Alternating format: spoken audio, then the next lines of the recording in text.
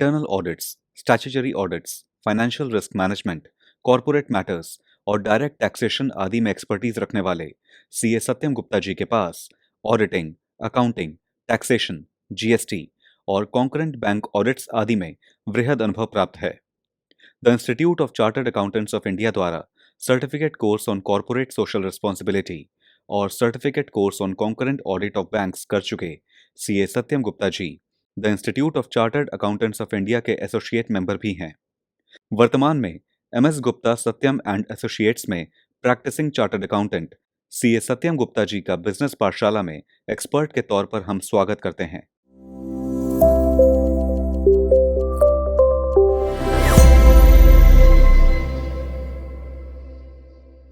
नमस्कार दोस्तों, मैं सीए सत्यम गुप्ता आज आप सभी का स्वागत करता हूं हमारी आज की बिजनेस पाठशाला में।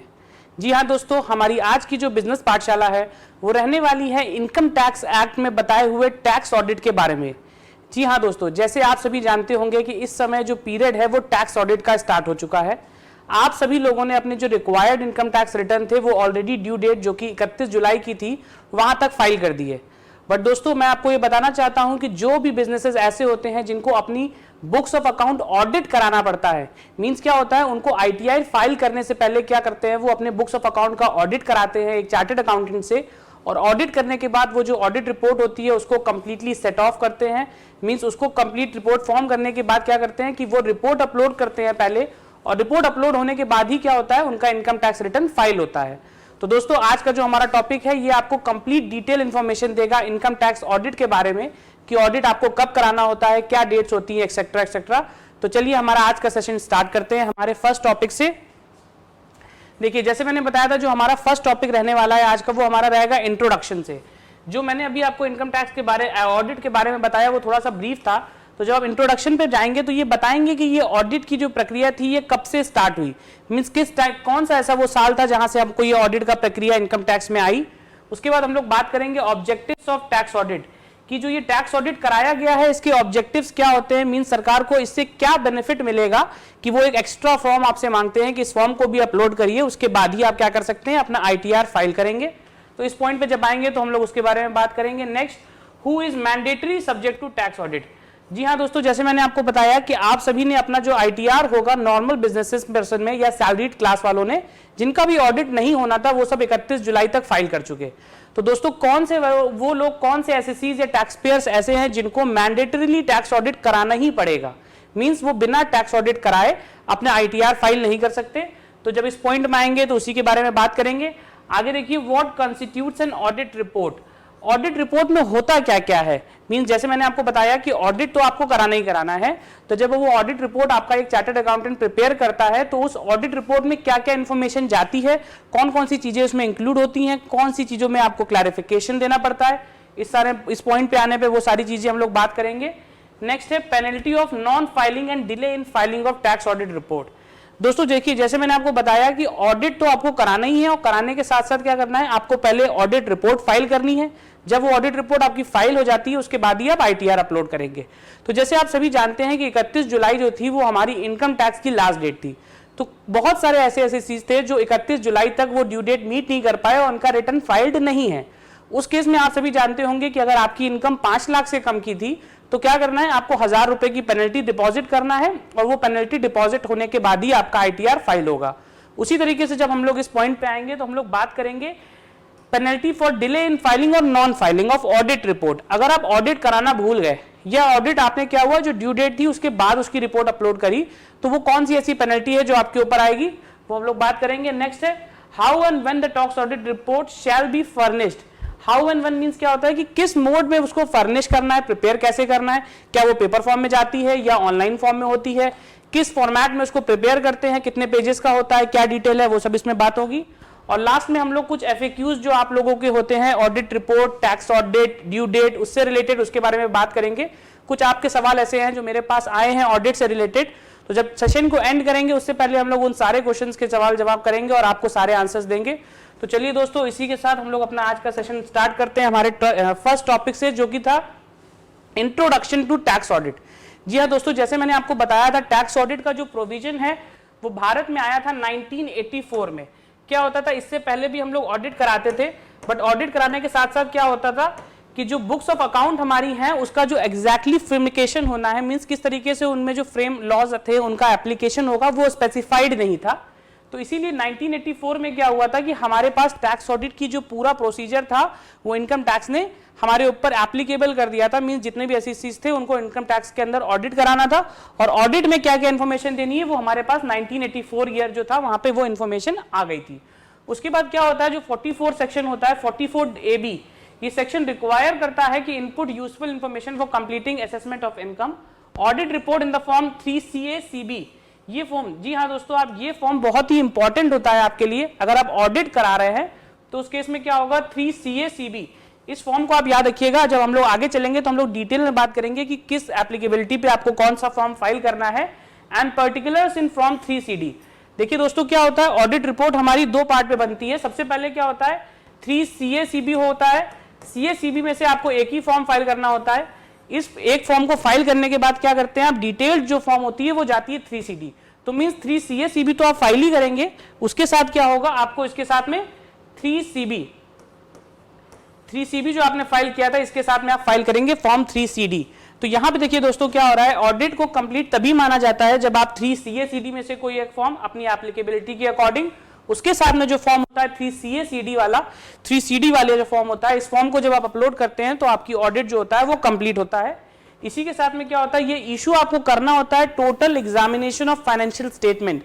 जो आपके फाइनेंशियल स्टेटमेंट है इनका जब आपने कंप्लीट एग्जामिनेशन कर लिया, आप सेटिस्फाइड हैं कि जो भी खर्चे उसमें दिखाए गए हैं या जो भी इनकम उसमें बुक करी गई है वो लेजिटिमेट है, मींस वो खर्चे वैलिड हैं, आपके पास उनका प्रूफ था, आपने उसकी प्रॉपर स्क्रूटनी करी हुई है, सारे खर्चे इनकम टैक्स एक्ट के अकॉर्डिंग हैं, जितना स्पेसिफाइड लिमिट थी उतने ही खर्चे हुए हैं। अगर आपने ये सारे क्लॉजेस को वेरिफिकेशन आपने कर लिया है इसका, उसके बाद ये आप क्या करेंगे, आप इनकम टैक्स में ये रिपोर्ट सबमिट करेंगे।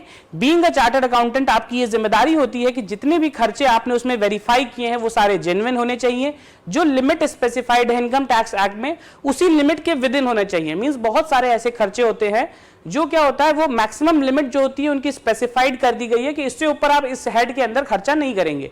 जैसे कैश का एक्सपेंस की बात हम लोग कर ले तो कैश में ये लिमिट रखी गई थी पहले 10,000 रुपए की, अभी लिमिट को और रिड्यूस कर दिया गया है। 10,000 से ऊपर का अगर आपने कोई भी खर्चा, जी हाँ दोस्तों फिर से सुनिएगा, 10,000 रुपए से ऊपर का कोई भी खर्चा अगर आपने कैश में कर दिया था तो ये खर्चा आपका डिसअलाउड होता था। अभी इस लिमिट को कम करके और नीचे कर दिया गया, करंट में लिमिट 5,000 पे एग्जिस्ट करती है। इसमें क्या बोला गया, एंड द रिलेटेड रिकॉर्ड, जितने खर्चे थे उन सबका वेरिफिकेशन करना है, उनसे रिलेटेड रिकॉर्ड्स है उनका भी वेरिफिकेशन करेंगे।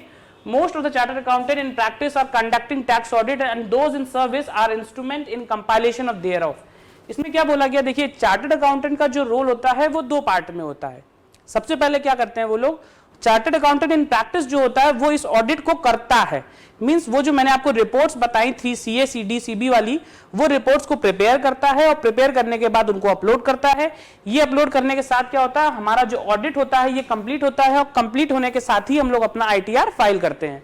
बट जो भी ऐसे चार्टर्ड अकाउंटेंट हैं जो हम लोग के सर्विस में होते हैं, मींस वो प्रैक्टिस ना करके अगर किसी कंपनी के साथ एसोसिएट है, तो ये उनकी भी जिम्मेदारी होती है कि जिस कंपनी में वो एसोसिएट है अगर उसका टैक्स ऑडिट हो रहा है तो उसके लिए जो जो रिकॉर्ड्स रिक्वायर्ड है उनका प्रॉपर एक कंपाइलेशन करते हैं।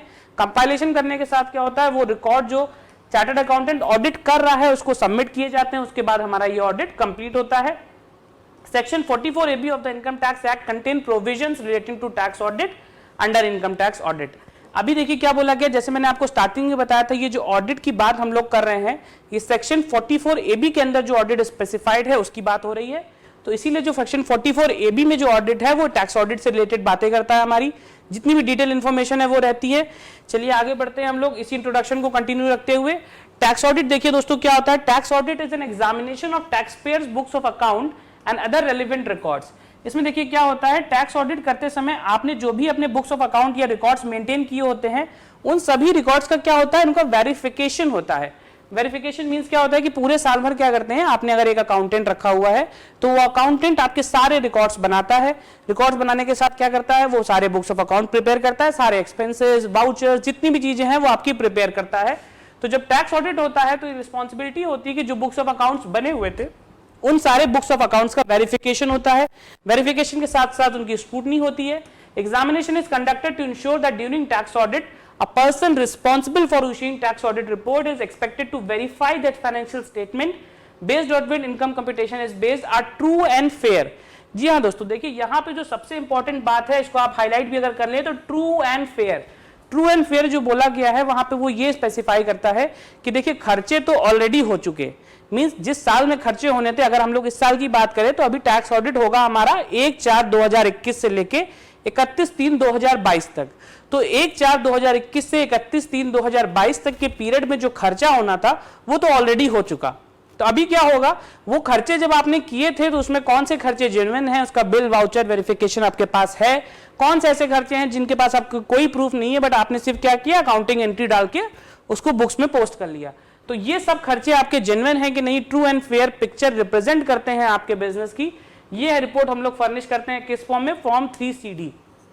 देखिए दोस्तों, इसके पहले वाली स्लाइड में जब मैंने आपको बताया तो मैंने बोला था 3CD के साथ क्या होता है, एक हमारा फॉर्म होता है 3CA या 3CB। तो 3CA CB जो फॉर्म होता है ये डिपेंड होता है कि आप किस टाइप की बिजनेस एंटिटी है, उसके साथ में आपको क्या करना होता है, उसके साथ में आपको 3CD फॉर्म देना होता है। तो जो 3CA CB है इसमें से कोई एक फॉर्म आप देंगे, उसके बाद क्या होगा, 3CD का जो फॉर्म है ये कंपलसरी होता है क्योंकि यही हमारा ऑडिट का फॉर्म है। जी हाँ दोस्तों, a tax audit is a major in which is initiated to curb incorrect tax practices, जो कि ऐसी टैक्स प्रैक्टिसेस थी। इसमें क्या होता था, बहुत सारे बार ऐसा होता है कि टोटल टर्नओवर जो होता है वो आपकी बुक्स में नहीं आ पाता। वो इसलिए नहीं आ पाता क्योंकि क्या होता है कि अगर डेली में आपकी कैश की डीलिंग है, आपके पास 1 लाख रुपए का कैश आ रहा है, उसमें से 70,000 कैश में ही खर्चा हो जाता है।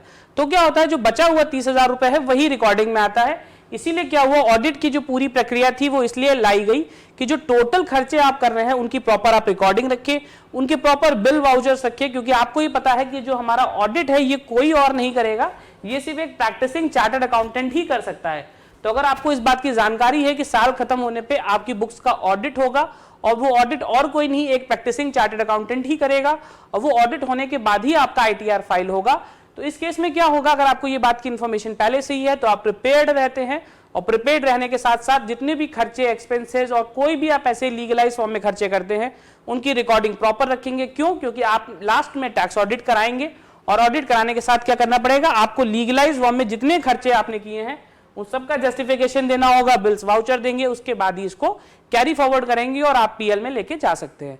चलिए आगे बढ़ते हैं और हम लोग अब बात करेंगे ऑब्जेक्टिव्स के बारे में। जैसे मैंने आपको इतनी सारी डिटेल बताई स्टार्टिंग से लेके कि ये चीजें आपको करनी है, इसके बाद ही आपका ऑडिट कंप्लीट माना जाएगा। बट ये जो ऑब्जेक्टिव की बात हम लोग करेंगे, इसमें हम लोग ये बात करेंगे कि सरकार ने क्या किया, टैक्स ऑडिट की जो पूरा स्टेटस था वो लाए ही किस लिए। देखिए, जो टैक्स ऑडिट की जो प्रक्रिया है इसके 4-5 ऑब्जेक्टिव थे। पहला जो हमारा है वो बात करता है proper maintenance and correctness of books of account and certification of the same bye tax auditor. अभी क्या बोल रहे हैं ये लोग, बोल रहे हैं प्रॉपर मेंटेनेंस। देखिए दोस्तों, प्रॉपर मेंटेनेंस इसलिए बोला गया क्योंकि जिस साल आप रिटर्न फाइल करते हैं हो सकता है प्रोसेसिंग होके आपको रिफंड या जो भी आपके असेसमेंट था वो कंप्लीट हो जाए, बट उस असेसमेंट का मींस उस फाइल किए हुए रिटर्न का कंप्लीट असेसमेंट, स्क्रूटनी, वेरिफिकेशन अगर कुछ भी इनकम टैक्स डिपार्टमेंट वाला करना चाहते हैं तो उनको क्या चाहिए, उनको चाहिए प्रॉपर रिकॉर्ड्स उसके बने हो। रिकॉर्ड्स जब बने होंगे उसके बाद ही वो वेरिफिकेशन कर पाएंगे। तो टैक्स ऑडिट जो इंश्योर करता है वो है कि proper maintenance and correction of books of account. Correctness मतलब क्या बोलता है, ये बोलेगा जिस तरीके से लीगल फॉर्म में उनको चाहिए उसी फॉर्म में आपकी बुक्स ऑफ अकाउंट मेंटेन होनी चाहिए, इसलिए यहां पे टर्म यूज किया गया है करेक्टनेस। करेक्ट फॉर्म में बुक्स ऑफ अकाउंट आपकी बनी हो, and certification of the same bye tax auditor. Certification ये इंश्योर करता है कि जो चीजें जिस फॉर्म में होनी चाहिए, जितने खर्चे अलाउड होने चाहिए, जितने परसेंटेज में अलाउड होने चाहिए, वो सारे खर्चे उसी फॉर्म में करे गए हैं। और करने के साथ साथ क्या हुआ, उसी फॉर्म में उनका सर्टिफिकेशन दिया एक टैक्स ऑडिटर ने। और ये टैक्स ऑडिटर कौन होता है, टैक्स ऑडिटर होता है एक practising chartered accountant. Practising chartered accountant जो होगा वो हमारा टैक्स ऑडिटर होगा। तो सबसे पहला ऑब्जेक्टिव यही है कि ये इंश्योर करता है कि हमारे बुक्स ऑफ अकाउंट जो है वो करेक्ट फॉर्म में बने हैं। आगे बढ़ेंगे सेकंड ऑब्जेक्टिव की तरफ, तो वो बात करता है reporting observation discrepancies noted bye tax auditor. देखिए दोस्तों, जैसे आप सभी जानते हैं कि ऐसा तो नहीं होगा कि आपने जितने भी खर्चे रिकॉर्ड करे हैं, जितनी भी चीजें बनाई हैं वो 100% एक्यूरेट होंगी या वो सारी ही वेरिफिकेशन में चली जाएंगी। तो इसलिए क्या होता है, टैक्स ऑडिटर की ये जिम्मेदारी होती है कि कोई भी ऐसी ऑब्जर्वेशन जो उसने नोट करी अपने टैक्स ऑडिट के प्रोसीजर के दौरान, वो सारी ऑब्जर्वेशन उसको कहां देनी होती है, अपनी ऑडिट रिपोर्ट में। उसको ये बताना होगा कि सपोज इन्होंने अगर इतना खर्चा किया है या इनकी कोई GST की लायबिलिटी थी कोई लिटिगेशन था इनके ऊपर जो पेंडिंग है, तो फॉर्म जब आप देखेंगे तो बहुत ही ज्यादा डिटेल्ड फॉर्म होता है, उसमें एक एक चीज डिटेल में जाती है कि अगर डेप्रिसिएशन भी चार्ज किया गया छोटे से छोटे एसेट पे तो वो कितने रुपए का था, कितना उसमें से अलाउड है, कितना डिसअलाउड है, वो सारी डिटेल होती है। इसीलिए जो डिस्क्रिपेंसीज नोट होती हैं उसके बारे में इंफॉर्मेशन देनी होती है आपको। Second, to report prescribed information such as tax discrepancies, tax depreciation, compliance of various provisions of income tax law. अब देखिए लास्ट में क्या बोला कि जैसे मैंने आपको बताया डेप्रिसिएशन वाला पॉइंट, सेम इसी तरीके से क्या होता है, बहुत सारे उसमें ऐसे पॉइंट होते हैं जहां पे सामने से पूछा जाता है कि आपको ये बताना है कि उसमें टैक्स में कंप्लायंसेस में कितनी पेनल्टीज थी जो पेंडिंग है, कितना ऐसा पोर्शन है जो आपने इंटरेस्ट में दे दिया अगर आप जीएसटी पेमेंट करते हैं, कितना ऐसा पेमेंट है जो पेंडिंग है जीएसटी का वो आपको बताना है, टोटल कितना क्रेडिट आपके पास बचा हुआ है। इस तरीके से थोड़ा थोड़ा करते हुए बहुत सारे ऐसे डिटेल्ड प्रोविजन हैं जो कि क्या होता है टैक्स ऑडिट के फॉर्म के माध्यम से आप इंफॉर्मेशन देते हैं। मीन जो आपका चार्टर्ड अकाउंटेंट ऑडिटर कर रहा होगा वो ऑडिटर आपको इंफॉर्मेशन देगा इनकम टैक्स वालों को, उस फॉर्म के माध्यम से उस फॉर्म में जो भी डिटेल्स होती हैं उसको फिल करेगा और वो सारी डिटेल आपकी कहां जाएंगी, इनकम टैक्स डिपार्टमेंट में। तो इसीलिए इसको इंश्योर किया गया था कि टैक्स ऑडिट को जल्दी से जल्द लाया जाए। और ये अभी क्या हो रहा है, धीरे धीरे करके इसको एप्लीकेबिलिटीज की इंक्रीज करी जा रही थी। तो इसकी एप्लीकेबिलिटी अभी तो टर्नओवर वाइज है कि सपोज एक सर्टेन लिमिट बताया गया, उससे लिमिट से अगर आप क्रॉस करते हैं तो क्या कराना होगा आपको, टैक्स ऑडिट। चलिए नेक्स्ट टॉपिक की तरफ बढ़ते हैं जो बात करेगा who is mandatory required to do tax audit. अभी क्या हो रहा है कि टैक्स ऑडिट कराना किसको है। जी हाँ दोस्तों, जैसे मैंने आपको बताया था टैक्स ऑडिट हमारा टर्नओवर लिमिट के बेसिस पे होता है। ऐसा नहीं होगा कि हर कोई छोटे से छोटा बिजनेस है उसको ऑडिट कराना है, अगर आप चाहते हैं तो करा सकते हैं। ये बात देखिए बात करती है मैंडेटरी, सरकार ने किसके ऊपर मैंडेट लगाया हुआ है कि आपको ऑडिट कराना ही कराना है। तो इसलिए क्या होता है कि कुछ ऐसे स्पेसिफाइड बिजनेस है टर्नओवर वाइज जिनको ऑडिट कराना ही कराना होता है। बाकी अगर कोई है तो वो क्या कर सकता है, ऑप्शनल, अगर वो कराना चाहे तो उसका 2 लाख का टर्नओवर है तो भी वो ऑडिट करा सकता है। तो लिमिट क्या है, tax payer is required to have tax audit carried out if sales turnover gross receipt of the business exceed ₹1 lakh in the financial 1 crore in the financial year. दोस्तों देखिए जो 1 करोड़ की फिगर यहाँ पे लिखी गई है इसको आप मोटा मोटा समझ के चलिए, तो वो इसलिए है कि 1 करोड़ का जो लिमिट है वो ये स्पेसिफाई करता है कि अगर आपका टर्नओवर 1 CR से ऊपर आपका टर्नओवर है तो आपको क्या कराना है, टैक्स ऑडिट। मगर दोस्तों धीरे धीरे जैसे साल साल इंक्रीज होता गया, अभी लिमिट के साथ में बहुत सारे क्लॉजेस आते हैं। तो जब आप आगे बढ़ेंगे तो इन क्लॉजेस के बारे में हम लोग बात करेंगे कि क्या जरूरी है कि सबके लिए लिमिट 1 ही करोड़ की है। तो जैसे आप देख रहे हैं कि हम लोग डिजिटल इंडिया की तरफ जा रहे हैं, तो डिजिटल इंडिया में क्या है, बहुत सारे पेमेंट्स होते हैं जो हम लोग यूपीआई से, गूगल पे, कैश डायरेक्ट बैंक अकाउंट में करते हैं। तो हमारी जो करंट सरकार है इसने क्या किया हुआ है कि अगर ये लिमिट लगा दी कि आपका टोटल टर्नओवर जो है उसमें से मैक्सिमम आप 5%, जी हाँ दोस्तों मैक्सिमम 5% ऐसा खर्चा है जो अगर आप कैश में करते हैं तो ये जो लिमिट आपकी 1 करोड़ की है इसको आप मानेंगे तो करंट में इसको बढ़ा दिया गया है 10 करोड़ तक। मींस अगर आप टोटल खर्चा जो है वो अपना 5% ऐसा है जो कैश में करते हैं, बाकी आपका सारा खर्चा रिसिप्ट पेमेंट सब बैंक से हो रहा है, तो आपका बिजनेस अगर 10 करोड़ से ऊपर का टर्नओवर है तभी आपको ऑडिट ये कराना है। अदरवाइज क्या कर सकते हैं आप अपने आप से सेल्फ असेसमेंट करके टैक्स बैलेंस शीट बनवा के फाइल करके आप अपना आईटीआर फाइल कर सकते हैं, आपके लिए ऑडिट की कोई कंपल्शन नहीं है। आगे बढ़ते हैं हम लोग अब बात करेंगे इसी टॉपिक में अमेंडमेंट्स के बारे में। जैसे मैंने आपको बताया कि इसी जो 1 करोड़ की लिमिट थी इसमें बहुत सारे अमेंडमेंट्स आए। तो जब हम लोग आगे बढ़ेंगे तो देखेंगे कि ये अमेंडमेंट जो आने का पूरा सिलसिला था ये हमारा स्टार्ट होता था 2020 से। दोस्तों देखिए 2020 में क्या किया गया, ये प्रपोजल दिया गया था कि जो टैक्स ऑडिट की लिमिट है उसको 1 करोड़ से इंक्रीज करके 5 करोड़ कर दिया जाए। असेसमेंट ईयर 2021-22 से, मतलब जो फाइनेंशियल ईयर हमारा 19-20 का था, 20 मार्च जहां पे लास्ट में कोविड आया था उस साल से ये बोला गया था इसकी लिमिट को हम लोग 1 करोड़ से 5 करोड़ करेंगे। मगर वो 5 करोड़ कब करेंगे, जब हमारी जो टोटल कैश रिसिप्ट है वो लिमिट हो जाएगी 5% ऑफ द टोटल रिसिप्ट, और जो हमारे खर्चे हैं वो लिमिट हो जाएंगे 5% of the total aggregate expenses. जैसे मैंने आपको बताया ये जो टोटल एक्सपेंसेस और खर्चों की बात हो रही है ये 5% की लिमिट तो सेम है, बट जो हमारा 2020 का एक्ट था उसने क्या बोला था कि अगर आप ये करते हैं, इसको करने के बाद भी क्या होगा, आपकी लिमिट 1 करोड़ से बढ़ाकर 5 करोड़ ही करी जाएगी। देखिए दोस्तों क्या हुआ था, 2020 में इस लिमिट को 1 से 5 करोड़ का ही प्रपोजल दिया गया था, बट 21 में जब दोबारा से नया फाइनेंस एक्ट आया तो उसमें इन्होंने क्या बोला कि विद इफेक्ट फ्रॉम 1 अप्रैल 2021। जी हाँ दोस्तों, ये जो हम लोग अब बात करने जा रहे हैं ये हम लोग करंट असेसमेंट ईयर की करते हैं कि अभी जो हमको बुक्स ऑफ अकाउंट रिपोर्ट करनी है वो हमको करनी है 2021-22 फाइनेंशियल ईयर की। तो जी हाँ दोस्तों, 2021-22 फाइनेंशियल ईयर में क्या हुआ, इस लिमिट को बढ़ा के बोल दिया गया कि अगर आपकी जो लिमिट 5 करोड़ की थी, इसको हम बढ़ा देंगे, इसको डबल कर देंगे, लिमिट कर देंगे हम लोग 10 करोड़। मगर जो क्राइटेरिया रखा गया था वो 5% वाला, वो क्राइटेरिया सेम रखा गया कि आपके पास जो कैश के ट्रांजैक्शन है वो 5% से ज्यादा नहीं होने चाहिए। तो दोस्तों पहले क्या था, ये लिमिट हमारी 1 करोड़ होती थी। 1 करोड़ से अगर आप 5% बढ़ रहे हैं, तो जब हम लोग 2020 के फाइनेंस एक्ट में आए तो ये लिमिट इन्होंने 5 CR कर दी। 5 CR करने के साथ साथ क्या हुआ, जब हम लोग और आगे बढ़े और हम लोग 2021-22 का फाइनेंशियल ईयर का फाइल करेंगे अभी रिटर्न, तो ये जो लिमिट थी हमारी, ये क्या कर दी गई, ये 10 CR की। तो इसलिए करंट में आपको ये बात समझ के रखनी है कि टोटल जो लिमिट आपकी है वो 10 CR की है, बट उस 10 CR की लिमिट के लिए आपको करना क्या होगा, जो टोटल कैश ट्रांजैक्शन होंगे आपके बुक्स में वो मैक्सिमम 5% के ही होने चाहिए। तो चलिए आगे बढ़ते हैं हम लोग नेक्स्ट टॉपिक की तरफ। अब ये देखिए दोस्तों, जैसे मैंने आपको अभी तक इलैबोरेट किया कि लिमिट जो है वो कैसे कैसे स्पेसिफाइड होती है, क्योंकि बिजनेसेस क्या होते हैं, इंडिया में बहुत तरीके के बिजनेसेस हो रहे हैं। बहुत तरीके के बिजनेसेस होने के साथ साथ क्या होता है कि हर बिजनेस वाला अपना अलग अलग क्राइटेरिया से बिजनेस कर रहा है।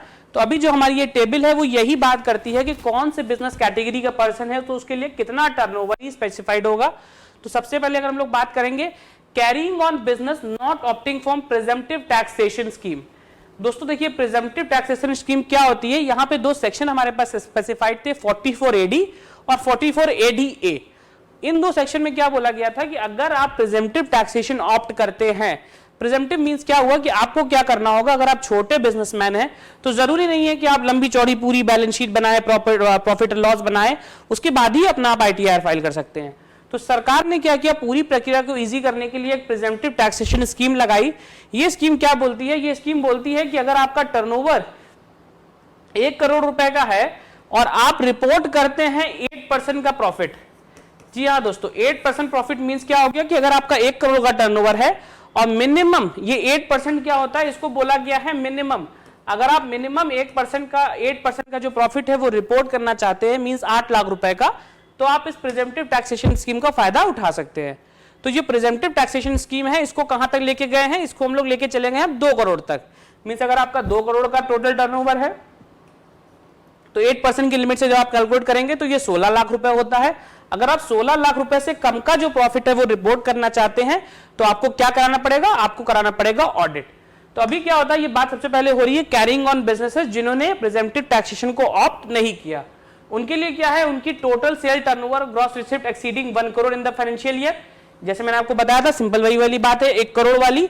और अगर जो कैश ट्रांजैक्शन हैं इनके वो 5% से कम के होते हैं तो 21-22 फाइनेंशियल ईयर से जो लिमिट हमारी थी वो इंक्रीज करके कितनी कर दी गई थी, 10 करोड़ की। ये बात मैं आपको पहले भी बता चुका हूं। आगे बढ़ेंगे नेक्स्ट टाइप ऑफ बिजनेस के लिए, वो क्या होता है, carrying on business eligible for presumptive taxation. ये जो पॉइंट है ये उनके लिए है जिन्होंने क्या किया, जो हमने ये ऊपर आपको प्रिजम्पटिव टैक्सेशन की स्कीम बताई थी, जो भी ऐसे बिजनेस ओनर थे जिन्होंने ये स्कीम को ऑप्ट कर लिया, तो उनके लिए क्या। दोस्तों देखिए क्या बोला गया है कि अगर कोई बिजनेस कैरी ऑन करता है प्रिजम्पटिव टैक्सेशन का, तो उसमें क्या होगा, claim profit and gains lower than the prescribed limit. जैसे मैंने आपको बताया कि आपको मिनिमम 8% प्रॉफिट तो दिखाना ही दिखाना है। इस लिमिट को भी थोड़ा सा रिवाइज करके बोला गया कि अगर जो पैसा आपके पास बैंक में आया है, जो भी टर्नओवर आपने बैंक में रिसीव किया है, उस टर्नओवर पे आप क्या कर सकते हैं, आप 6% प्रॉफिट भी क्लेम कर सकते हैं। तो यहां पे क्या होता है, इसको 2 पार्ट में डिवाइड किया गया। सपोज टोटल पैसा आपके पास 1.5 करोड़ आया, उस 1.5 करोड़ में 80 लाख रुपए आपके पास कैश में था, बाकी का बचा हुआ आपके पास बैंक में आया। तो जो 80 करोड़ रुपए का प्रॉफिट आपका है उस पे क्या कर सकते हैं, 80 लाख रुपए जो बैंक में आया था उस पे तो आपको 6% प्रॉफिट देना है, और जो बाकी पैसा आपने कैश में रिसीव किया उस पे 8% का। ये हमारी लिमिट हो जाती है 44AD सेक्शन की।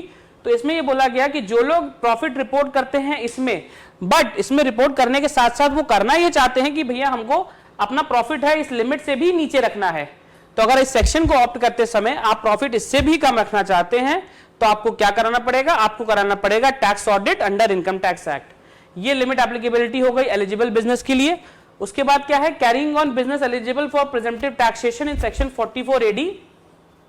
44AD के लिए क्या बोला गया है, declares taxable income below the limits prescribed. चलिए दोस्तों अब थर्ड बिजनेस की तरफ बढ़ते हैं, जो कि बात करता है carrying on businesses eligible for business under section 44AD। जी हाँ दोस्तों देखिए 44AD, जैसे मैंने आपको स्टार्टिंग में बताया था, तो यहाँ पे 44AE था, BB था, BBB था। अब लास्ट में हम लोग बात कर रहे हैं 44AD के लिए। तो 44AD क्या बोलता है? Declares taxable income below the prescribed limit of 44AD and has income exceeding the basic threshold limit. अभी क्या बोलते हैं? ये बोलता है कि अगर आप जो अपना इनकम है उसको रिड्यूस करते हैं लिमिट से नीचे। लिमिट क्या थी? लिमिट अगर यहां पे रखी गई है आपकी 8% की या 6% की, तो अगर आप इतना प्रॉफिट परसेंटेज इससे कम रखते हैं और कम रखने के साथ क्या करते हैं, आपको जो इनकम निकल के आती है वो किससे एक्सीड होती है? Income exceeding the basic threshold limit. दोस्तों आप सभी को बेसिक थ्रेशोल्ड लिमिट जरूर पता होगी, ये कितनी रखी गई है इस समय? 2.5 लाख रुपए की। इंडियन इनकम टैक्स के अकॉर्डिंग अगर आप 2.5 लाख से ऊपर की इनकम अर्न करते हैं तो क्या होता है, आपकी एलिजिबिलिटी बन जाती है इनकम टैक्स देने की। तो यहां पे 2 पॉइंट बताए गए। वो 2 पॉइंट क्या थे कि आपने जो रिपोर्ट किया वो परसेंटेज तो कम था, बट कम होने के साथ साथ जो इनकम आपकी निकल के आई, क्या वो इनकम 2.5 लाख रुपए से ज्यादा की है? तो दोस्तों आपको ये बात देखनी होगी कि अगर वो इनकम 2.5 लाख रुपए से ज्यादा की है और आपने रिपोर्ट किया वो परसेंटेज आपका कम है, तो आपको क्या कराना पड़ेगा? आपको कराना पड़ेगा ऑडिट। ऑडिट कराने के बाद ही जो आपका ITR है वो फाइल होगा। आगे बढ़ेंगे नेक्स्ट टाइप ऑफ बिजनेसेस के लिए। तो वो ये बात करता है carrying on business and is not eligible to claim presumptive taxation under 44AD due to opting out of for presumptive taxation in any one financial year of the lock-in period of 5 years। दोस्तों ये थोड़ा सा confusing आपको लगेगा, वो इसलिए लगेगा क्योंकि यहाँ पे क्या हो रहा है, एक ऐसे प्रोविजन की बात हो रही है जो कि ऑलरेडी आपको पता होना चाहिए। तो प्रोविजन ये बोलता है कि अगर आप 44AD सेक्शन के अंदर अपनी इनकम रिपोर्ट करते हैं तो दोस्तों आपको क्या करना होगा, आपको रेगुलराइज वे में 5 साल तक उसी 44AD के अंदर आपको बिजनेस इनकम जो है आपकी रिपोर्ट करनी है। अगर आपने ऐसा किया कि 3 साल आपने रिपोर्ट किया था, चौथे साल आप उससे बाहर आ जाते हैं, तो बाहर आने के साथ क्या करना पड़ेगा, आपको कराना पड़ेगा ऑडिट। मींस ऐसा नहीं कर सकते कि आप मर्जी आपकी थी तो आप अंदर गए, मर्जी आपकी तो बाहर आ गए। अगर आप उसमें अंदर गए हैं तो आपको 5 साल तो उसमें रहना ही रहना है। अगर ये 5 साल का पीरियड आप पूरा नहीं करते हैं और इसको बिना पूरा करे बाहर आ जाते हैं तो क्या कराना होगा, आपको कराना पड़ेगा ऑडिट, क्योंकि जो आपने ऑप्ट आउट किया ये बिफोर 5 इयर्स कर लिया था। नेक्स्ट है carrying on business which is declaring profit as per presented taxation under section 44AD। अगर आप बिजनेस कर रहे हैं और प्रॉफिट डिक्लेयर करते हैं 44AD में, तो कब कराना पड़ेगा? If the income exceeding the limit basic chargeable not to tax, means क्या हुआ, आपकी जो इनकम थी वो बेसिक एग्जम्पशन लिमिट से कम थी, और for 5 consecutive tax year from the end of financial year when the प्रेजेंटिव taxation was not opted for. अभी क्या हुआ, अगर आपने कोई ऐसा साल था जहां पे आपकी इनकम तो एक्सीड कर रही थी बट आपने प्रेजेंटिव टैक्सेशन का जो ऑप्शन था उसको चूज नहीं किया, तो क्या बोला गया, if income exceed the maximum amount not chargeable to tax.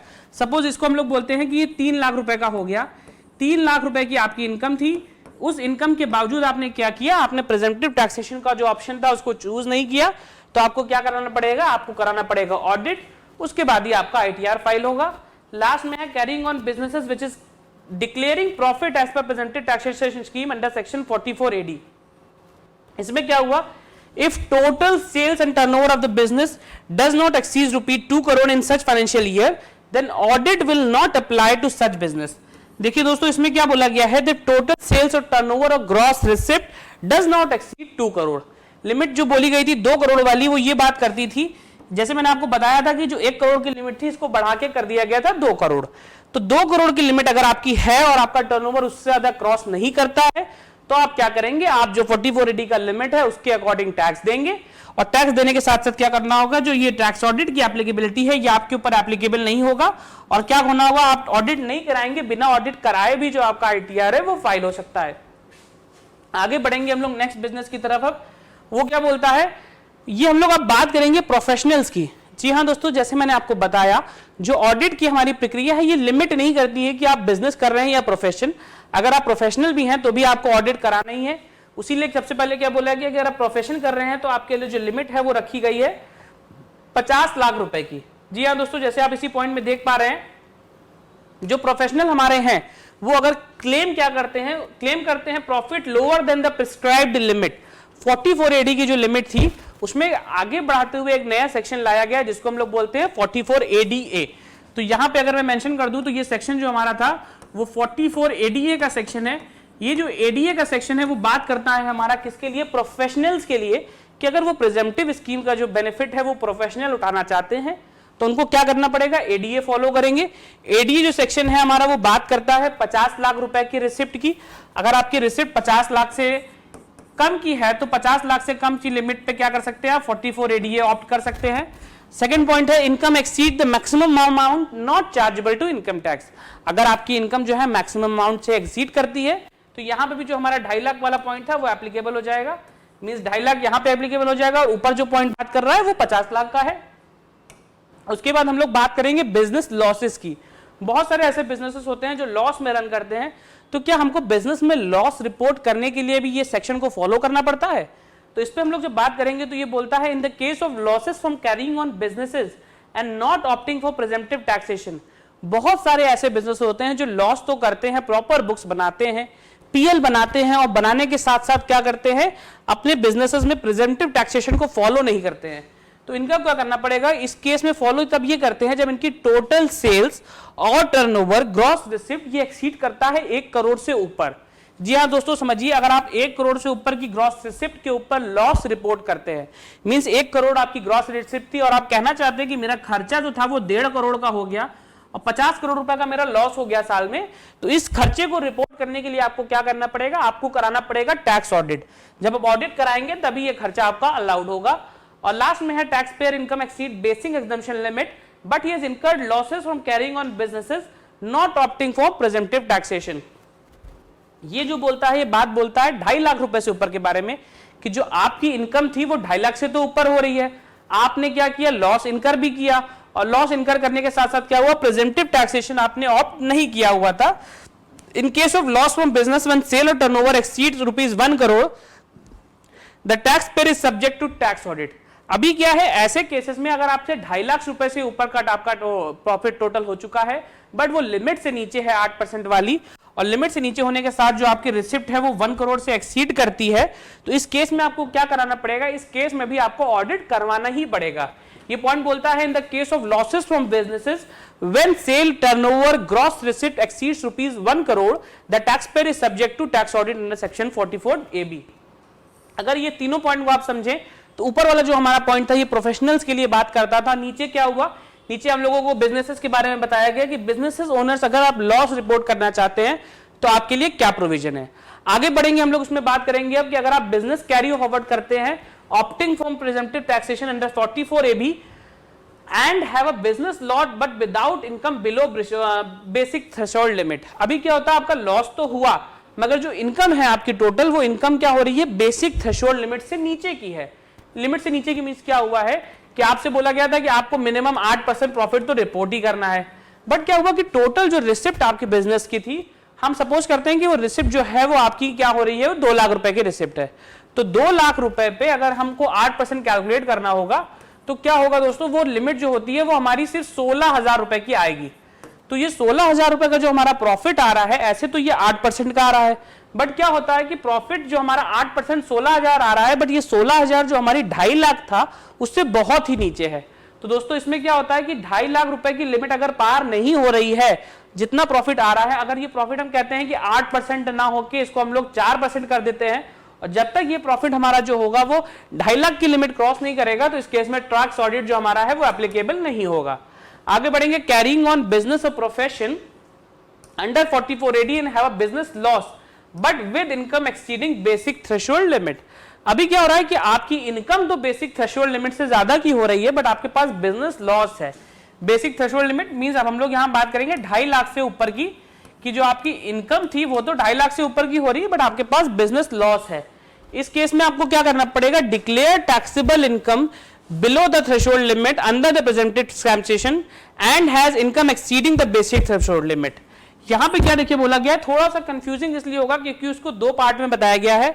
सबसे पहले declares taxable income below the limit prescribed, उसको टैक्सेबल लिमिट इनकम जो है वो आप बिलो द टैक्सेबल लिमिट डालेंगे 2.5 लाख से नीचे, under प्रेजेंटिव taxation and has income exceeding the basic threshold limit.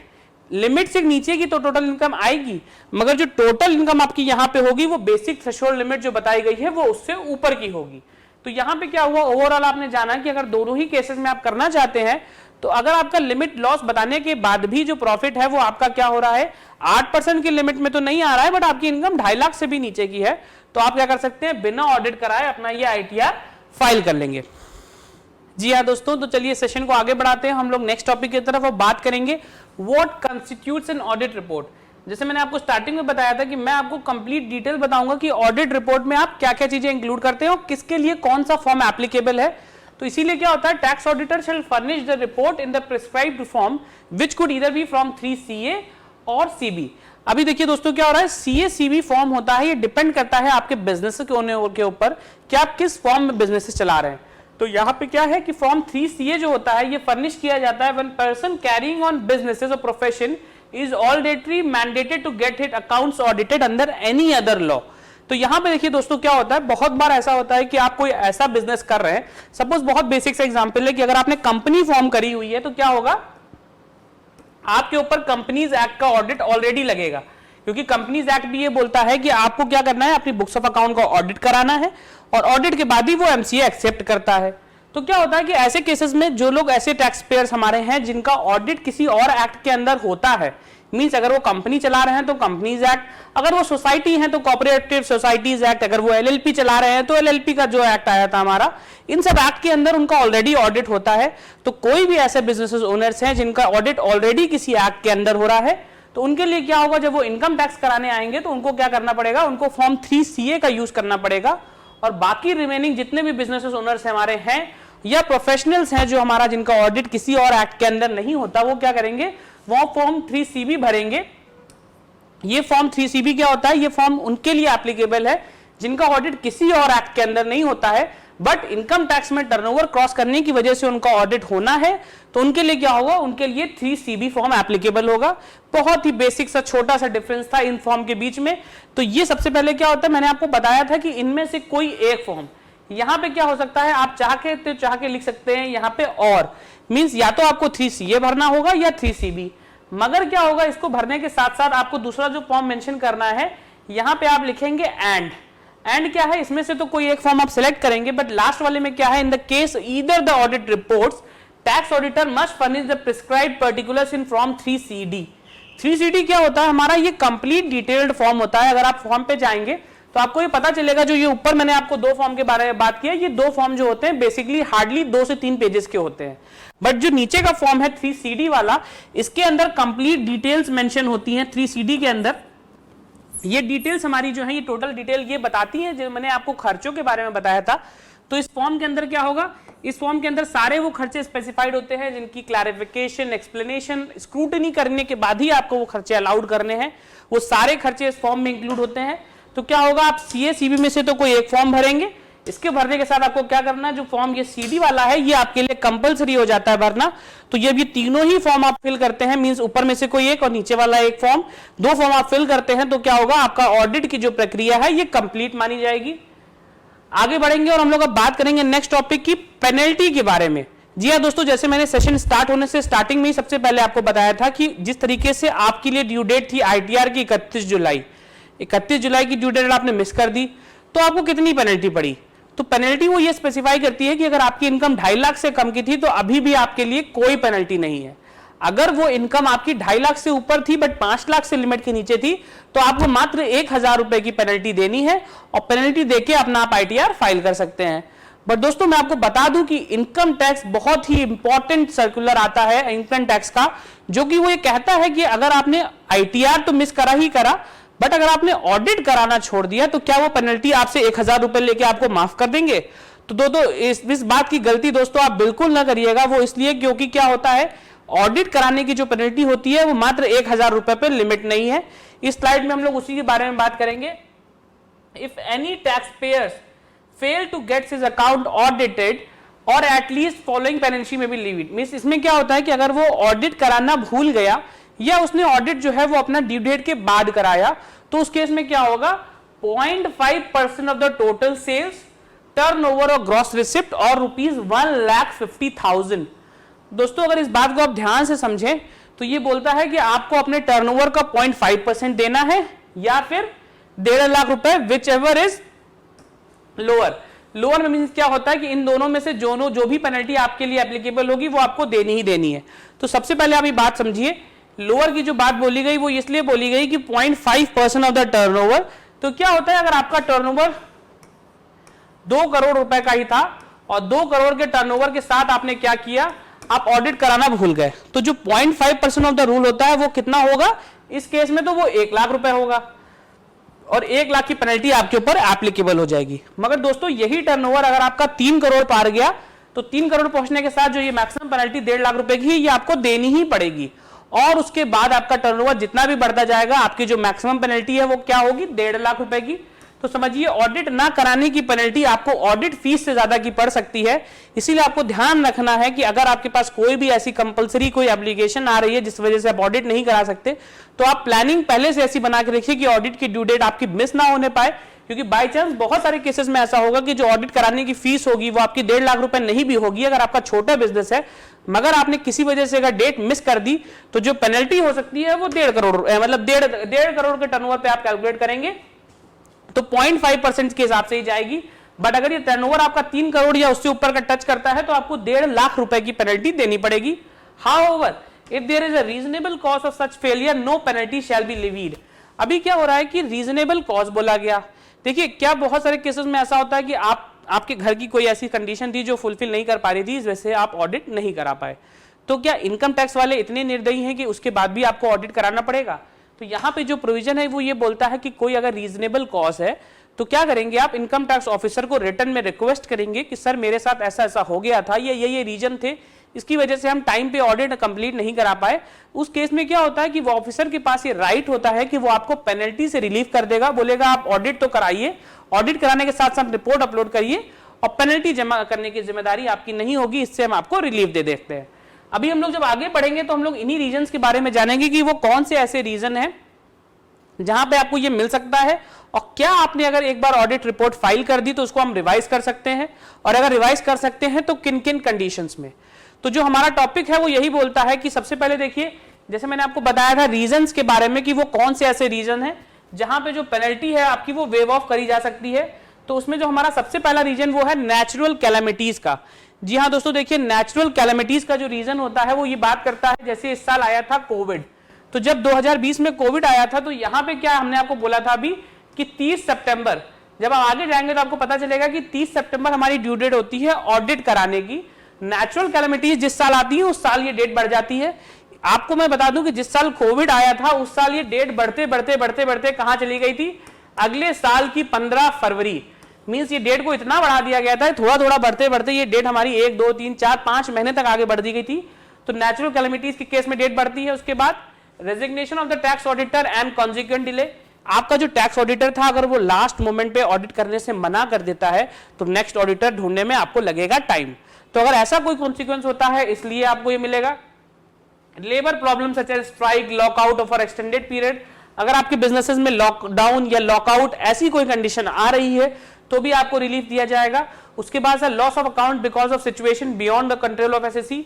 अगर आपके बुक्स ऑफ अकाउंट ऐसे थे जो कि लॉस हो गए हैं, मींस अगर आपके ऑडिट से सब्सिक्वेंटली 2 से 3 महीने पहले आपके बिजनेस में आग लग जाती है, फ्लड आ जाता है जिस वजह से आपके सारे रिकॉर्ड डिस्ट्रॉय हो जाते हैं, उस केस में भी आपको रिकॉर्ड्स को दोबारा से मेंटेन करने में लगेगा time.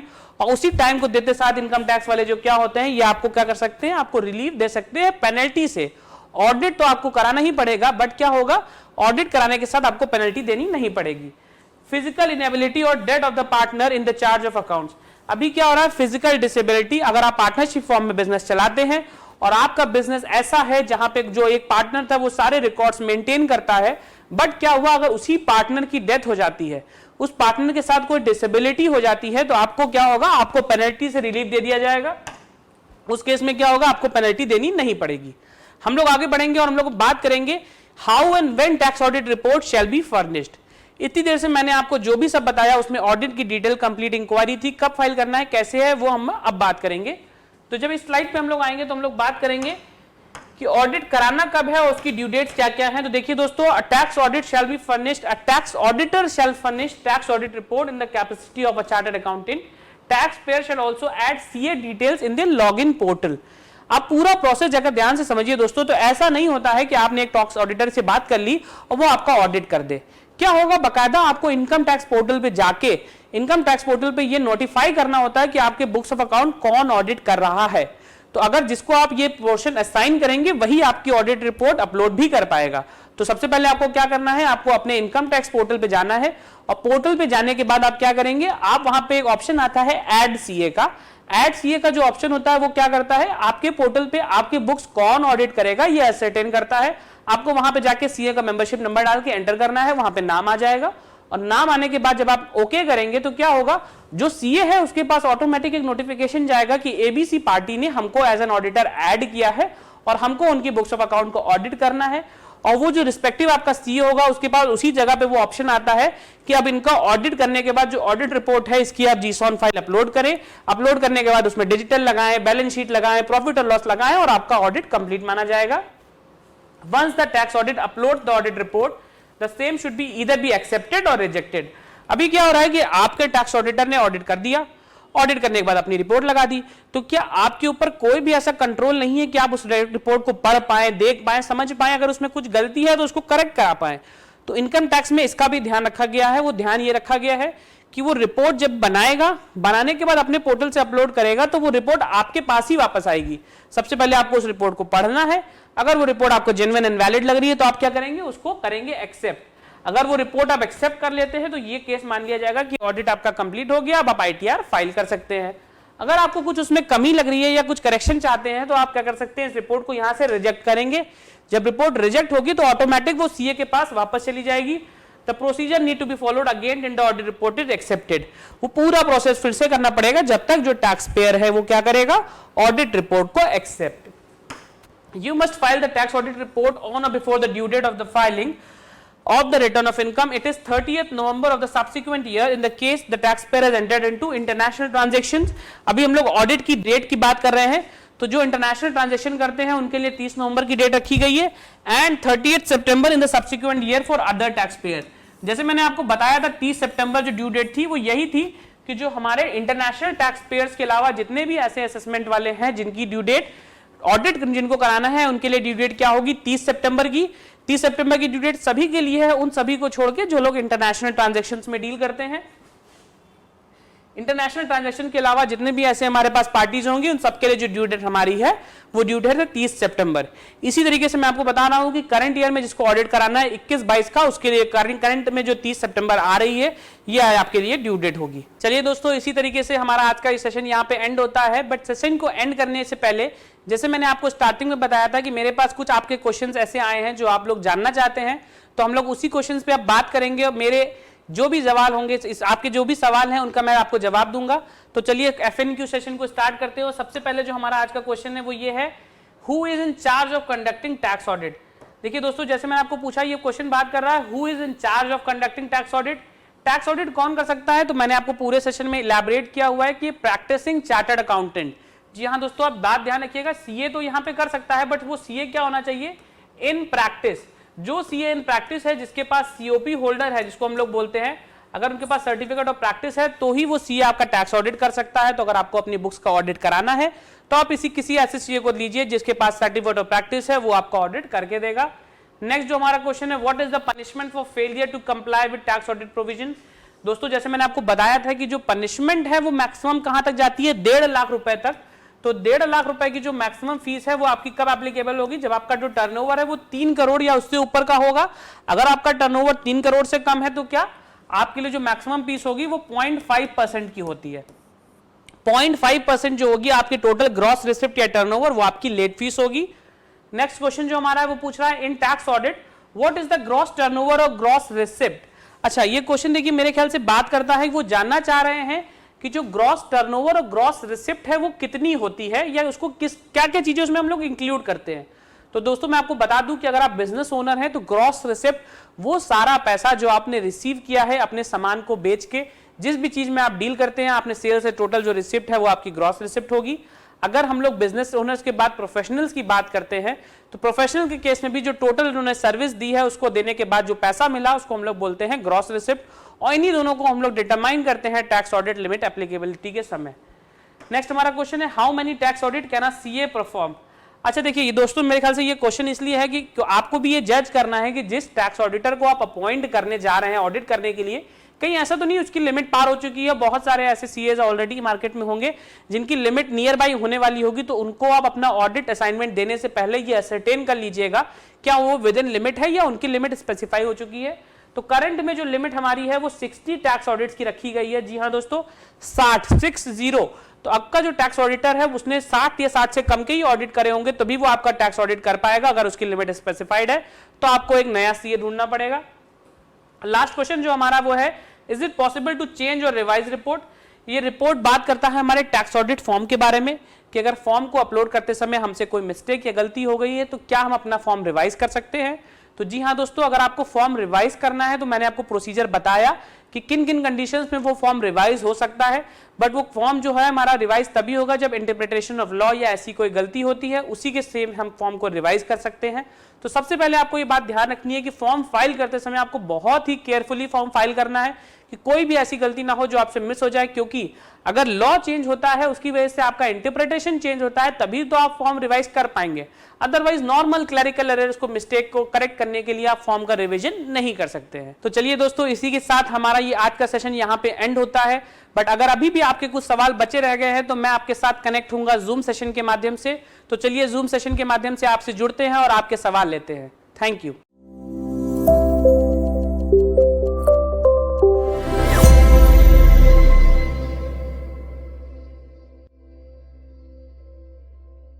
Hello viewers, welcome to business Pathshala. आज हम लोग डिस्कस करने वाले हैं कुछ स्मॉल स्केल बिजनेस आइडियाज़। मेरा नाम है यशिका और आज स्टार्ट करते हैं अपने पहले बिजनेस आइडिया से, जो है कंप्यूटर रिपेयर। अब जो कंप्यूटर्स हैं वो हमारी लाइफ का एक इनडिस्पेंसेबल पार्ट है। हम लोग कंप्यूटर्स सिर्फ ऑफिसेज में काम करने के लिए ही नहीं, हम अपने घर में normal day to day household में भी कंप्यूटर्स का यूज़ करते रहते हैं। इस बिज़नेस की बेस्ट बात यह है कि इस बिज़नेस में जो डिमांड है वो काफ़ी ज़्यादा है। जैसे मैंने आपको बताया कि हम लोग कंप्यूटर का यूज़ अपनी डे टू डे लाइफ में भी करते रहते हैं। इससे पता चलता है कि इस बिज़नेस का जो स्कोप है वो कितना अच्छा है। अगर आप लोग एक कंप्यूटर रिपेयर शॉप ओपन करना चाहते हैं या आपका कोई सेंटर है कंप्यूटर रिपेयरिंग का, तो उसके लिए 3 बेसिक स्टेप्स रहते हैं। अगर कोई आपके पास आता है क्लाइंट और वो बोलता है कि उसको कुछ इशू है उसके कंप्यूटर में, तो सबसे पहले आपका रोल ये होता है कि आपको ही देखना होता है, आपको आइडेंटिफाई करनी होती है वो प्रॉब्लम कि उसको क्या रिपेयर चाहिए या फिर क्या ऐसी दिक्कत है उसके सिस्टम में जो वो फेस कर रहा है। उसके बाद होता है ट्रबल शूटिंग, जिसके अंदर आप उस जो दिक्कत है, जो रिपेयर करना है, उस प्रोसेस को स्टार्ट करते हैं, उसके लिए वर्क करते हैं ताकि उस प्रॉब्लम को आप ठीक कर सकें। उसके बाद होता है रिजॉल्विंग प्रॉब्लम्स, जिसके अंदर फाइनली जब आप आइडेंटिफाई कर लेते हैं, ट्रबल शूटिंग कर लेते हैं, तो लास्ट में आपको उस प्रॉब्लम को सॉल्व करने के लिए वर्क करना होता है ताकि वो कम्प्लीटली जो आप वो कंप्यूटर डिवाइस है वो कम्प्लीटली एक प्रॉपर रनिंग वे में रन कर सके। जब आप एक कंप्यूटर रिपेयर का बिज़नेस स्टार्ट करते हैं तो इसमें आप ये बात मानिए कि एक बहुत ही ब्रॉड फील्ड है। इसके अंदर कंप्यूटर रिपेयर के अंदर डिफरेंट टाइप के ग्लिचेस आ सकते हैं, डिफरेंट टाइप के इश्यूज आ सकते हैं। तो इसके अंदर जो इसके लिए ठीक करने के लिए टेक्निक्स चाहिए होती हैं, टूल्स चाहिए होती हैं, वो भी डिफरेंट टाइप्स की होती हैं, राइट। तो अगर आपको कोई कंप्यूटर रिपेयर का आपका सेंटर है या आपने कोई ऐसी शॉप ओपन कर रखी है, तो उसके अंदर डिफरेंट टाइप्स की रिपेयरिंग हो सकती है। जैसे यहाँ आप देख सकते हैं कि आपका हार्डवेयर रिपेयर पार्ट हो सकता है, आपका सॉफ्टवेयर को ठीक करने का पार्ट हो सकता है। अगर कोई नेटवर्क या इंटरनेट से रिलेटेड इश्यूज फेस कर रहा है तो वो भी एक अलग टाइप में आपका रिपेयर के अंडर आता है। अब हम लोग डिस्कस करते हैं कि ऐसे कौन से रीज़न्स हैं कि जब आप किसी कंप्यूटर रिपेयर शॉप पे जाते हैं तो ऐसे कौन से रीज़न्स होते हैं जिनकी वजह से आपको नीड लगती है कि आपके कंप्यूटर में कुछ रिपेयर करवाने की ज़रूरत है। तो जैसे incidents like sudden power outages, जिसके अंदर पावर अगर ज़्यादा या कम हो रही है उस वजह से भी डिवाइस में कुछ फॉल्ट आ सकता है, रफ हैंडलिंग की वजह से, सिस्टम फेलियर की वजह से, इवन ड्रॉपिंग का कंप्यूटर। जब आप एक कंप्यूटर ड्रॉप कर देते हैं तो उसके अंदर काफ़ी ज़्यादा डैमेज हो जाता है, उसको रिपेयर करवाने के लिए कभी कभी आपको कंप्यूटर रिपेयर शॉप्स पे जाना पड़ता है। तो यहाँ आप देख सकते हो अगर हम 2020 की बात करें तो इसकी मार्केट अराउंड 5,782 बिलियन यूएसडी की है। और अगर इसका रिवेन्यू फोरकास्ट की बात करें इन 2030 तो इसकी मार्केट आप देख सकते हैं कि अराउंड 16,890 बिलियन यूएसडी डॉलर्स पे पहुँच जाएगी। और अगर इसके कंपाउंड एनुअल ग्रोथ रेट की बात की जाए तो इसकी मार्केट अराउंड 11% आप देख सकते हैं इंक्रीज़ होगी फ्रॉम 2021 टू 2030। तो इस बिज़नेस में आपने ये देखा कि जितना ज़्यादा इसका इंक्रीज़ है, मतलब जितना ज़्यादा इसकी डिमांड में इंक्रीज़ आएगा उतना ही स्कोप है इस बिज़नेस के अंदर। कंप्यूटर्स हम बहुत ज़्यादा यूज़ करते हैं अपनी डे टू डे लाइफ में, इनफैक्ट ऑफिसेज में भी बल्क में जो है कंप्यूटर्स जो हैं डिवाइसेस में उनमें कुछ ग्लिचेस आते हैं। तो आप ऐसी मार्केट भी एम कर सकते हैं जहाँ पर आप अपना सेंटर या अपना शॉप ऐसी किसी एरिया में खोलते हैं जहाँ पर बड़ी कंपनीज काम करती हैं, जहाँ पर ज़्यादा लोगों की एम्प्लॉयमेंट अपॉर्चुनिटीज़ है। तो ऐसी जगह पर अगर आप अपना बिजनेस सेटअप करते हैं तो आपको इस बिज़नेस में एक अच्छा खासा प्रॉफिट मिल सकता है। सो अब हम लोग डिस्कस करते हैं हमारा सेकंड बिजनेस आइडिया जो है डांस क्लासेस एंड लेसन्स का। तो डांस हमारी लाइफ का एक बहुत ही सिग्निफिकेंट पार्ट है और जो डांस का कल्चर रहा है इंडिया में वो भी काफ़ी पुराना है। हमारे इंडिया में डांस के डिफरेंट टाइप्स के फॉर्म्स भी हैं। अगर इसकी मार्केट की बात की जाए तो डांस को अब एक बहुत ही अच्छा बूम मिला है। उसका रीज़न ये भी है कि हम डांस को अब सिर्फ एज अ हॉबी नहीं देखते हैं, उसको एज अ फिटनेस रीज़न भी देखते हैं कि डांस करके आप अपने आप को फिट भी रख सकते हैं। अगर आप डांस के सेंटर्स खोलना चाहते हैं या फिर आप अपना कोई ऐसा बिजनेस डेवलप करना चाहते हैं डांस के एरिया में, तो उसके अंदर आप इंस्टेड की स्क्रैच से बिज़नेस को स्टार्ट करें। आप कोई फ्रेंचाइजी मॉडल भी ले सकते हैं। उसके बाद आप ये देखेंगे कि डांस लेसन्स हैं, जो डांस सेंटर्स हैं, उनमें जो स्पेशली एक बूम आया है उसका एक मेजर रीज़न ये है कि इंडिया के अंदर जो रियलिटी शोज़ हैं, डांस रियलिटी शोज़, उनका भी बहुत इम्पैक्ट आया है इसकी मार्केट पे। आजकल आप देखेंगे कि हर एज ग्रुप के अकॉर्डिंग जो है डांस शोज़ हैं।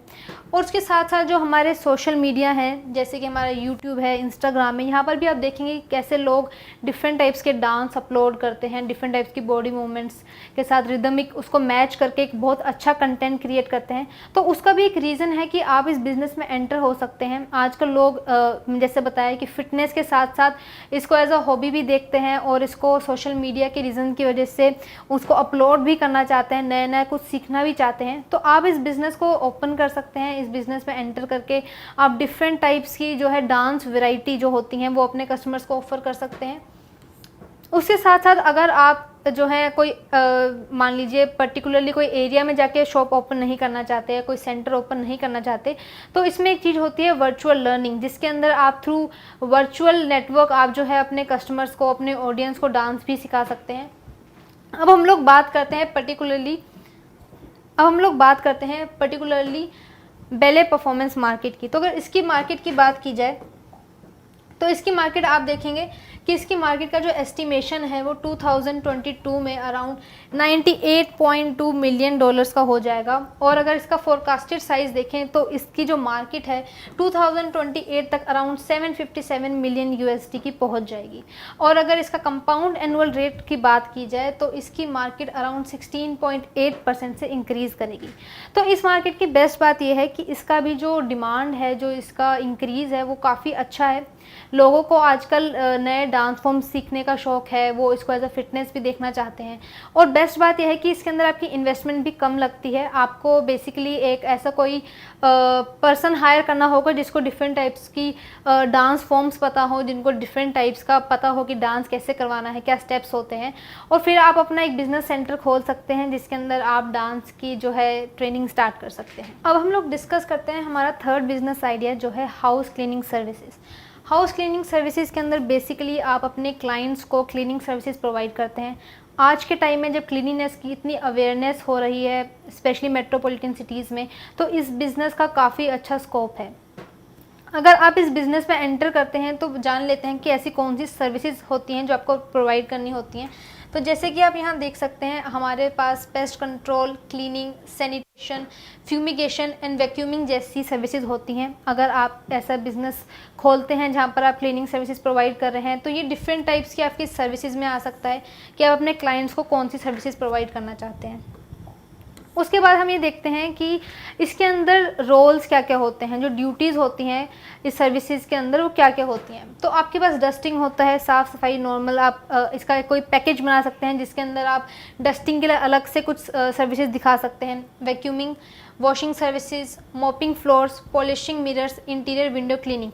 आप ये देखिए कि ये किसी पर्टिकुलर एरिया से रिलेटेड नहीं है कि आप सिर्फ घर की ही क्लीनिंग करवा रहे हैं, आप अपनी ऑफिसेज में भी हाउस क्लीनिंग सर्विसेज ले सकते हैं, जिसके अंदर डिफरेंट टाइप्स ऑफ वैरायटी आपको मिलेगी, जिसके अंदर जैसे हमने डिस्कस किया कि वैक्यूमिंग, डस्टिंग, काफ़ी डिफरेंट टाइप्स की आपको सर्विसेज मिलेंगी। अगर अब इसकी मार्केट की बात की जाए तो इसकी मार्केट देखें अगर हम, तो ग्लोबली इसकी मार्केट की जो वैल्यू है 2020 में वो अराउंड 55,715 यूएस डॉलर्स की है। और अगर इसका प्रोजेक्टेड एस्टिमेशन देखा जाए तो इसकी मार्केट बाय 2030 रीच कर जाएगी, ये देखिए, around 1,11,400 something million USD dollars में। तो आप ये देखिए कि इसमें कितना ज़्यादा ह्यूज पोटेंशियल है इस मार्केट के अंदर। और इसका ग्रोथ रेट देखें तो इसका ग्रोथ रेट भी अराउंड 6.5% का है। तो अगर आप ऐसा कोई बिजनेस स्टार्ट करना चाहते हैं हाउस क्लीनिंग का, तो आप स्पेशली वो सिटीज़ एम कर सकते हैं, जैसे मेट्रोपॉलिटन सिटीज़, जहाँ पर इसका जो अवेयरनेस है वो काफ़ी ज़्यादा है।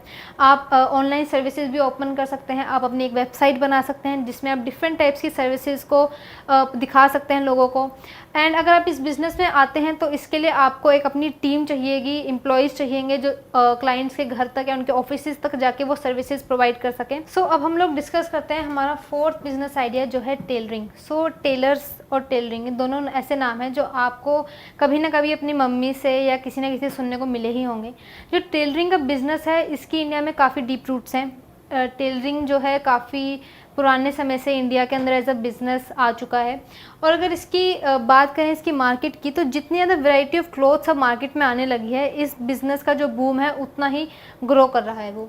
सो अगर अब इसकी मार्केट देखी जाए तो 2018 में इसकी market around 4 billion US dollars की थी। और अगर इसका प्रोजेक्टेड रीच देखा जाए तो बाय 2026 इसकी मार्केट जो है अराउंड 5 बिलियन यूएस डॉलर्स की हो जाएगी विद अ CAGR ऑफ 4.1%। सो हमने आज डिफरेंट टाइप्स के बिज़नेस आइडियाज़ डिस्कस किए, जिसके अंदर बेस्ट बात यह है कि ये स्मॉल स्केल बिज़नेस आइडियाज़ हैं। अगर आप इन बिज़नेस में एंटर करना चाहते हैं तो आपको इतनी ह्यूज इन्वेस्टमेंट रिक्वायर्ड नहीं रहेगी। इन बिजनेसेस में एंटर करने के लिए आपका एक बेसिक स्टेप जो रहेगा वो रहेगा बिज़नेस प्लान। आप अपना प्लान डिसाइड कीजिए कि आपको क्या सर्विसेज प्रोवाइड करनी है, आपको क्या कॉस्ट एंड प्रॉफिट मार्जिन रखना है, आपको किन अपने ऑडियंसेस को टारगेट करना है, एंड आपको क्या रजिस्ट्रेशन के जो प्रोसेसेस हैं उनको फॉलो करना पड़ेगा। सो आई होप आपको इनमें से कोई ना कोई आइडिया ऐसा इंट्रीगिंग लगा हो जिसमें आप अपना बिजनेस स्टार्ट करना चाहेंगे। So thank you so much.